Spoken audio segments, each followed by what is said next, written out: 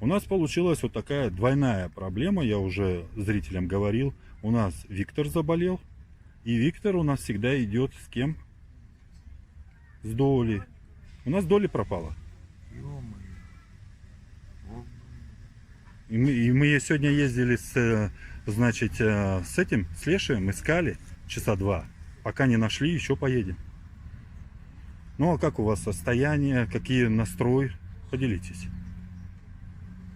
Так я, Доля же, это же моя Снегурочка, можно сказать.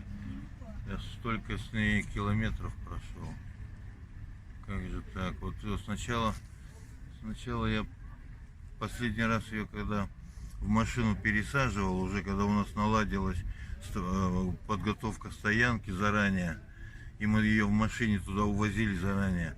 И я вот отдал поводок с ошейником, значит, и больше его не нашел. Все, он пропал. Сначала пропал поводок с ошейником. И у меня мысль мелькнула тогда, а если когда-то идти придется, мы ее как будем? И вот оно в итоге, да.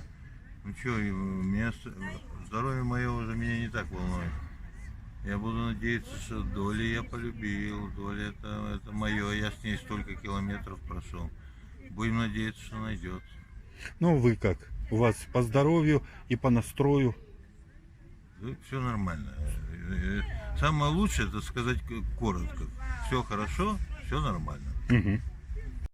Доля нашла, Доля. Она вчера свалила от нас. Загуляла Доля, но ничего, вот она.